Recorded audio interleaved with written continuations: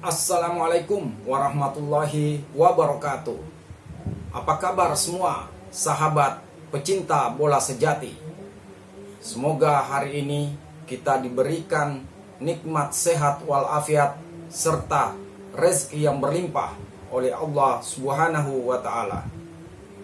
Di video kali ini kita akan menonton bersama-sama tentang perdebatan perpanjangan kontrak Sintayong dan naturalisasi, di mana di video ini lagi-lagi ada Bung Toel sebagai narasumber yang tak pernah bosan untuk mengkritik Sintayong dan naturalisasi.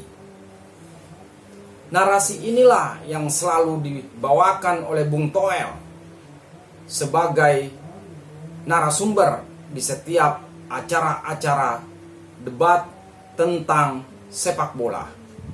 Tak perlu lama-lama lagi, mari kita nonton bersama-sama videonya.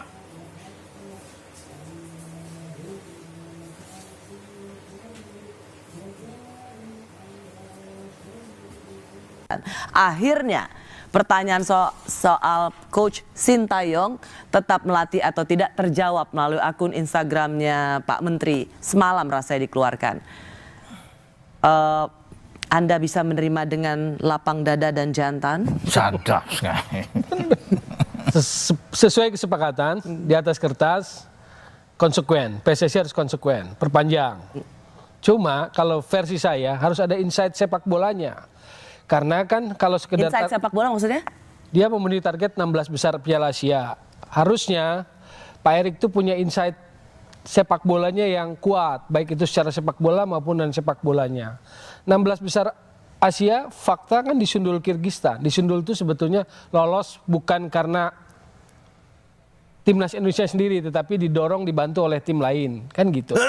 Itu kan catatan. Tapi kan itu harusnya ada di tim internalnya Pak Erick Thohir. Bukan Bung Toel. Bung Toel kan cuma ngomong di luar. Tapi tadi harus ada pertanyaan, saya ulang ya, Bung Roni ya. Karena pernyataan Coach Sintayong tahun 2000 berapa? Tahun lalu yang mengatakan bahwa bahwa mental itu kira-kira mental timnas Indonesia belum siap untuk bertanding. Kira-kira seperti itu, betul? Yang parahnya kan adalah membuat atmosfer bola Indonesia terbelah. Oke. Anda kenapa pernyataan itu kok seperti Anda yang terluka? Mengapa itu seperti melukai perasaan Anda? Karena begini, rasanya pemain timnas saja nggak gitu-gitu amat. Kalau pelatih Tarkam, pelatih kaleng-kaleng oke lah. Dia pelatih tim nasional, dia representasi tim nasional. Nilai yang harus dia usung di atas semuanya, filosofinya, etiknya, unity. Dia nggak boleh menciptakan perpecahan. Fair play, sportif. Karena menurut Anda pernyataan itu membuat jadi perpecahan. Yes. Oke. Antara mereka yang sangat local pride itu sesuatu yang sangat merendahkan. Local pride. Oke. Anda kan di kompas.com itu kan ekspresi publik itu kan bisa kelihatan dari sangat mudah kan di digital. Apa yang Anda lihat? Ya saya sih kalau lihat dari ruang ganti itu nggak kelihatan ada sesuatu yang nggak dalam timnas Indonesia ya. Lihat betapa mereka. Itu yang tadi saya katakan kenapa Bung Toel yang sangat terluka dengan pernyataannya STY, padahal pemainnya aja nggak gitu-gitu amat. Dan bagi saya Vox Populi, Vox Dei. Setiap suara rakyat adalah suara Tuhan. Setiap kali saya ke GBK melihat timnas tanding, pasti ada momen di mana mereka menyanyikan nama Sintayong. Mungkin Bung Toel bukan salah satunya. Enggak kan, bukan. Bahkan ketika Sintayong nggak ada di situ pun, ketika timnas U20 main lawan Thailand kemarin, pada menyanyikan soal Sintayong. Jadi supporter Indonesia itu melihat progres yang udah bukan not just about the result. Kita analisi kalau itu sebagai sebuah progres. Naturalisasi berapa totalnya? 11. Periodenya 3 di era Iwan Bule kan? Jordi Amat, Sandy Walsh, Diaspora, Elkan Bagot, 3. Serta-merta. Sain Patinama juga? Enggak, 3. Sain Patinama di era Erick Thohir. Dalam era 1 tahun Erick Thohir 8 naturalisasi. Jadi total 11. Apakah serta-merta? Tidak. Dapat kemarin? Enggak kan? Ada gagal. Bahkan naturalisasi sudah cukup banyak. November kualifikasi Piala Dunia di Basra kita dibantai Irak 1-5. Berikutnya kita main 1-1 lawan Filipina loh. Dan itu menurut Anda tanggung jawab Sintayong? Itu menurut Anda tanggung jawab Sintayong? Apa tanggung jawab Peri Sandria dan Christian Gonzalez atau Kitman kan bukan loh. Head coach tim nasional yang harus tanggung jawab. Itu koridor bola kayak begitu. Bung Firzi, kenapa tadi? Iya, habis itu kan setelah itu emang di Irak dan di Filipina kita terpleset. Tapi setelah itu ada kita bisa naturalisasi kan? lawan. Saya belum selesai itu di situ ceritanya. Ya, Lalu berkembang di Maret GBK lawan Vietnam. Menang 1-0, bola mati, lemparan ke dalam. Oke, Vietnamnya masih kuasai bola di babak pertama, masih tekan kita. Main di GBK loh. Ini omongan fair, analisis bola. Tapi temanya kan temanya menang gitu loh. Iya. Oke, menang Result 1-0. 3 poin kan? Oke, yang meyakinkan tuh baru di Hanoi. Faktornya apa kalau kita mau jujur? Ada 3 perubahan situ kan sejak main di GBK. 1 Jay Izes, Oh iya, ada Tom Hai dan Ragnar. Iya. Pertanyaan kritis sekarang, Mbak Rossi. Ini bagusnya kualitas naturalisasi atau kecerdasan taktikal Sinteyong?